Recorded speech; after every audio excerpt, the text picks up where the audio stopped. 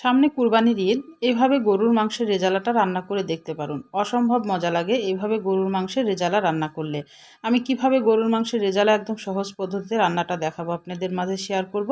আপনারা প্রথম থেকে শেষ পর্যন্ত দেখবেন, তাহলে বুঝতে পারবেন আমি কিভাবে রান্নাটা করছি। আসসালামু আলাইকুম। হ্যালো বন্ধুরা, আপনারা কেমন আছেন? আশা করি আপনারা ভালো আছেন। আমি আলহামদুলিল্লাহ ভালো আছি। আমার শখের কিচেনে আপনাদের সবাইকে স্বাগতম। প্রতিদিনের মতো আবারও একটি রেসিপি নিয়ে এসেছি, গরুর মাংসের রেজালা। একদম সহজ পদ্ধতিতে রান্নাটা দেখাবো, যেন সবাই করতে পারে। আমি কি নিচ্ছি আপনাদের দেখিয়ে দিচ্ছি। এখানে আমি পেঁয়াজ বেরেস্তা নিয়েছি, আর টক দই নিয়েছি হাফ কাপ মতো, আর 8টা 10টা মতো কাজু বাদাম নিয়েছি, আর জয়ফল নিয়েছি, আর জয়ত্রী নিয়েছি। আমি 1 কেজি গরুর মাংস রান্না করব, সেজন্যে জয়ফলটাকে 6 ভাগের 1 ভাগ নিয়েছি, আর জয়ত্রী অর্ধেক নিয়েছি। এবার আমি কড়াইয়ে চলে গেলাম, আর এগুলানকে আমি সম্পূর্ণ পেস্ট করে নিব, ব্লেন্ডার করে নিব। আর এবার কড়াইয়ে পরিমাণ মতো তেল দিয়ে দিয়েছি। আমি বেরেস্তা ভেজেছিলাম, সেই তেলে আমি এখানে গোটা গরম মশলা দিলাম, আর তেজপাতা দিলাম। এবার আমি পেঁয়াজ কুচি দিয়ে দিব। রেজালাতে কিন্তু পেঁয়াজটা বেশি লাগে, তেলটাও কিন্তু বেশি লাগে। পেঁয়াজ আমি দিয়ে দিলাম। এখন পেঁয়াজটাকে হালকা নরম করে নিব। আর আদা রসুন জিরা বাটা এগুলান তো লাগবেই, এগুলান আমি দেখাইলাম না, ওগুলান পেস্ট করে নিতে হবে। পেঁয়াজ বেরেস্তা, দই, আর কাজু বাদাম, জয়ফল, জয়ত্রী। এখানে আমি আদা রসুন জিরা বাটা একসঙ্গে বেটে নিয়েছি। এখানে দিয়ে দিলাম পরিমাণ মতো, 1 কেজি মাংসে যতটুকু লাগে দিয়ে দিলাম। আর কাঁচামরিচ বাটা দিলাম হাফ টেবিল চামচ মতো। আমি এখানে শুকনো মরিচের গুঁড়াও ইউজ করব। দেখুন, মশলাটাকে ভালোভাবে কষিয়ে নিতে হবে।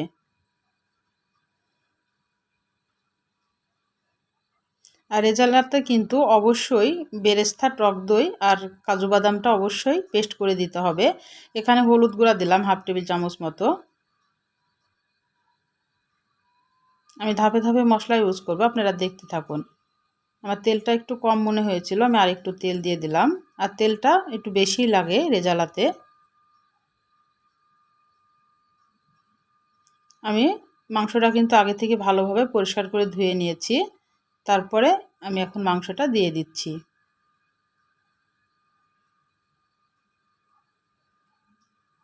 এখন ভালোভাবে একটু নেড়ে নিতে হবে।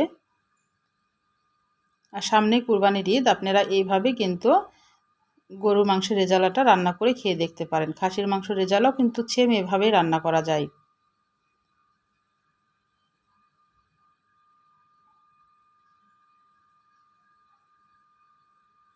পরিমাণ মতো লবণ দিয়ে দিলাম। আমি কিন্তু আগে লবণটা দিয়েছিলাম না। আর ধনিয়ার গুঁড়া দিয়ে দিলাম হাফ টেবিল চামচ মতো, শুকনো মরিচের গুঁড়া দিয়ে দিলাম 1 টেবিল চামচ মতো। এখন ভালোভাবে নেড়ে দিতে হবে। নেড়ে চেড়ে একটু কষিয়ে নিতে হবে। জালটা কিন্তু একদম মিডিয়াম আঁচে রেখেছি।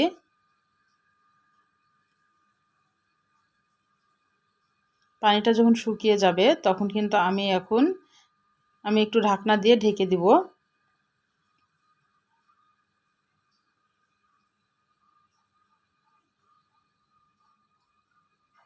ঢাকনাটা তুলে একটু নেড়ে চেড়ে দিতে হবে। আর জালটা এই পর্যায়ে কিন্তু আমি মিডিয়াম আঁচে রেখেছি, আবারও বলছি।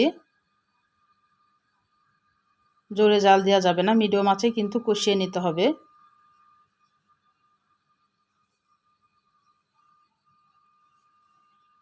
যখন উপরে পানি একদম তেল উঠে আসবে, এই পর্যায়ে গরম পানিটা দিয়ে দিতে হবে। পরিমাণ মতো গরম পানি দিয়ে দিলাম। এই পানিটাতে কষানো হবে, হালকা সিদ্ধ হবে। এবার ঢাকনা দিয়ে ঢেকে রেখে দেব। আর ঢাকনা তুলে এইভাবে মাঝে মধ্যে নেড়ে চেড়ে দিতে হবে। আর এই রেজালাটা কিন্তু গরম ভাত বা পোলাওর সঙ্গে, খিচুড়ির সঙ্গে অসম্ভব মজা লাগে। একবার হলেও কিন্তু আপনারা এবার ঈদে ট্রাই করবেন।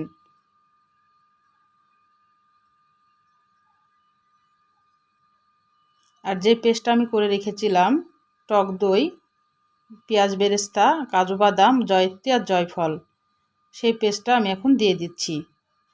পেস্টটা কিন্তু এই পর্যায়ে দিতে হবে, প্রথমে দেওয়া যাবে না। আগে একবার পানি দিয়ে যখন হালকা সিদ্ধ হয়ে আসবে মাংসটা, তখন একদম শুকে আসবে পানিটা, তখন এই পেস্টটা দিয়ে দিতে হবে। তারপরে এখন কয়েক মিনিট মতো একটু কষিয়ে নেব। একদম মিডিয়াম আঁচে এটা কষাইতে হবে, মিডিয়ামের থেকে একটু কম করে দিতে হবে। দিয়ে ঢাকনা দিয়ে ঢেকে কয়েক মিনিট এইভাবে কষিয়ে নিতে হবে। যখন কষানো হয়ে যাবে তখন এই পর্যায়ে আমি এখানে শাহি গরম মশলার গুঁড়া দিয়ে দিলাম। আর এই শাহি গরম মশলার গুঁড়া কিন্তু আমার চ্যানেলে দেওয়া আছে, আপনারা চাইলে দেখে আসতে পারেন।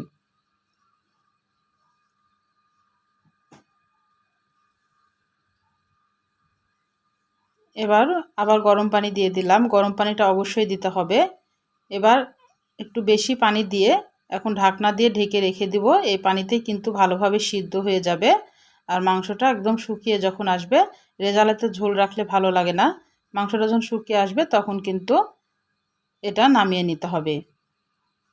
আর মাঝে মধ্যে এভাবে নেড়ে চেড়ে দিতে হবে ঢাকনা তুলে। এখন কিন্তু তলাতে লেগে যাওয়ার একটা ভয় আছে, যেহেতু টক দই পেঁয়াজ বেরেস্তা বাদাম দেওয়া আছে। কয়েকটা কাঁচামরিচ দিয়ে দিলাম এই পর্যায়ে। আর শাহি ভাব আনার জন্যে এখানে কেওড়া জল কয়েক ফোঁটা দিয়ে দিয়েছি, আর 1 টেবিল চামচ মতো ঘি দিয়েছি। যখন পানিটা হালকা শুকিয়ে আসবে তখন এই 3টা জিনিস ইউজ করবেন। আর কিশমিশ দিয়ে দিলাম 1 মুঠ মতো। এখানে আপনারা বিয়েবাড়ির রেজালাতে কিন্তু আলু বোখারা দেয়, আমি আলু বোখারাটা ছিল না হাতের কাছে, সেজন্য দিই নাই। আপনারা চাইলে আলু বোখারাটা দিতে পারেন।